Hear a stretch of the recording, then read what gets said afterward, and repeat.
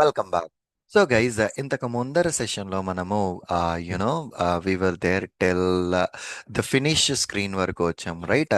Order place అయితే మనం చేయాలి. సో ఇక్కడ ఆర్డర్ ప్లేస్ చేయడానికి మనం ఫినిష్ బటన్ని క్లిక్ చేయాలి. తర్వాత బ్యాక్ టు హోమ్, ఈ రెండు కూడా. ఈ ఫినిష్ ప్లేస్ చేసేదాన్ని ఓవర్ వ్యూ పేజ్ కింద ఉన్నది. So let us come back. Page ఆబ్జెక్ట్స్లో let me create an overview page dot JS and here export class overview page. ఓకేనా? ఈ ఓవర్వ్యూ పేజ్లో I'm defining a constructor.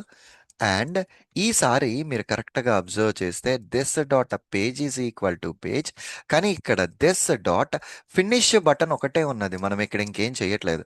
So page dot locator, ఆ ఫినిష్ బటన్కి సంబంధించిన లొకేటర్ని I need to update. So right click on that particular finish button, inspect it. ఈ finish button కి does has an ID, copy it and update it here. And దీని తర్వాత async place order. So place order అని ఒక function create చేస్తున్నాను నేను. Await this dot finish button dot click, అంటే ఇందులో మనం క్లిక్ చేస్తున్నాం. ఇది అయిన తర్వాత ఈ ఓవర్వ్యూ పేజ్ని ఇంపోర్ట్ చేసుకుని మనం యూస్ చేసుకోవాలి. So import. So we need to import the overview page. So just import చేసేసాను. దెన్ ఓవర్వ్యూ పేజ్కి నేను ఇన్స్టాన్స్ క్రియేట్ చేయాలి. So here constants overview page instance is equal to new overview page. And ఇక్కడ overview page instance, okay, overview page instance dot place order అన్న మెథడ్ని call చేస్తాను. Fine. So ఇక్కడ overview పేజ్లో finish కొట్టిన తర్వాత మీకు నెక్స్ట్ ఇక్కడ ఏముంది?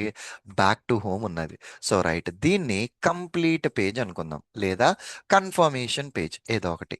సో హియర్ ఇప్పుడు నేను ఇక్కడ వన్ మోర్ పేజ్ ఏంది అంటే కనుక కంప్లీట్ పేజ్ డాట్ జేఎస్ అంటున్నాను.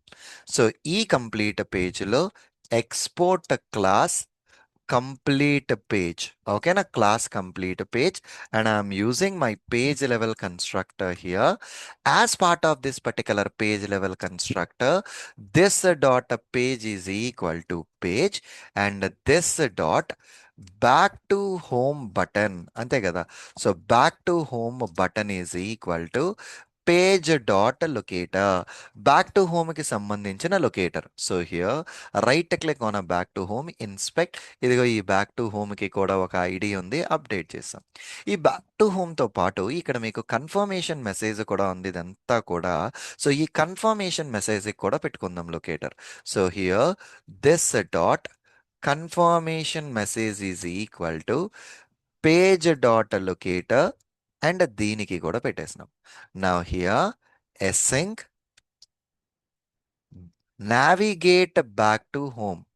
Okay, navigate back to home.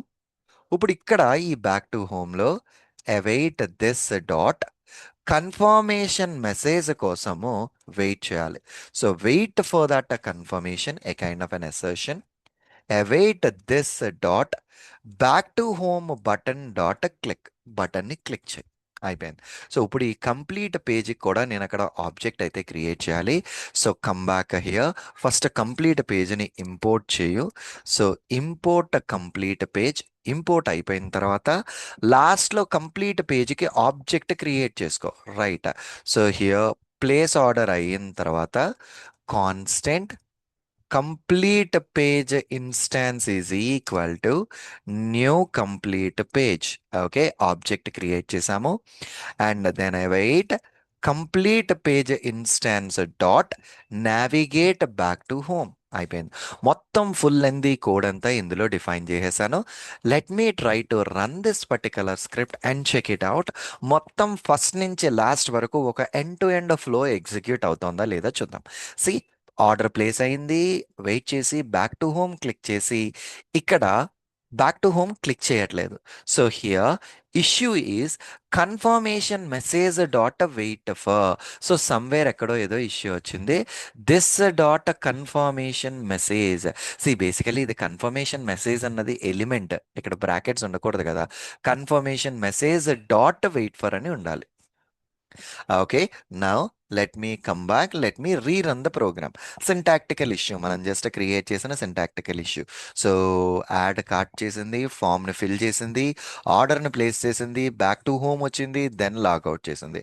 సక్సెస్ఫుల్గా ఒక full length end to end flow అయిపోయింది. సో ఈ ప్రోగ్రామ్ మధ్యలో ఎక్కడికక్కడ ఇన్స్టాన్స్ క్రియేట్ చేస్తున్నాము. మధ్యలో కాకుండా ఈ ఇన్స్టాన్స్ అంతటిని స్టార్టింగ్లోకి మూవ్ చేస్తున్నా. ప్రతి ఇన్స్టాన్స్ క్రియేషన్ని స్టార్టింగ్లో పెట్టుకుంటే సో దట్ మనకి చూడడానికి నీట్గా ఉంటుంది కాబట్టి ఈ ఇన్స్టాన్స్ క్రియేషన్లన్నిటిని కాపీ చేసి సో నేను స్టార్టింగ్లో పెడతాను. ఓకేనా? సో దట్ నాకు రీడబిలిటీ పర్స్పెక్టివ్లో కూడా నాకు మంచిగా ఉంటుంది కాబట్టి I just you know complete. Okay. So మొత్తం ఇన్స్టాన్సెస్ అన్ని పెట్టాను. ఐ థింక్ ఇంకొక ఇన్స్టాన్స్ ఇక్కడ మిస్ చేశాను. So this is this your info page and let me place it here. Okay, good. అయిపోయింది. సో ఇది జస్ట్ యూజర్ ఫ్రెండ్లీనెస్ కోసం నేను ఇక్కడికి అప్డేట్ చేశా. సో గైజ్ ఇప్పుడు నా ఎండ్ టు ఎండ్ సినారియో 1 అయిపోయింది. ఇప్పుడు నేను ఎండ్ టు ఎండ్ సినారియో 2 చేయాలనుకోండి. Test E to E scenario, E to E scenario 2 async page fixture right. ఇక్కడ ఇప్పుడు లాజిక్ రాయాలి. సో మీ డాక్యుమెంటేషన్లో ఎండ్ టు ఎండ్ సినారియోలో login, add to cart, cart logo, checkout ఇవన్నీ ఆల్రెడీ మీరు ఎండ్ టు ఎండ్ సినారియో 1లో రాసేశారు. సెపరేట్లీ కోడ్ రాయకర్లా. అక్కడ క్రియేట్ చేసిన ఇన్స్టాన్సెస్, ఆ మెథడ్స్ మొత్తం అన్నీ ఇక్కడ కాపీ పేస్ట్ చేస్తే సరిపోతుంది. ఓకే, ఆ ఇన్స్టాన్సెస్, ఆ మెథడ్స్ మొత్తం అన్నీ ఇక్కడ కాపీ పేస్ట్ చేసుకుంటే సరిపోతుంది అనమాట. Okay, perfectly all right. So this is the way how exactly we can create this whole chunk, and let us continue this topic as part of the next session. Thank you. Bye bye.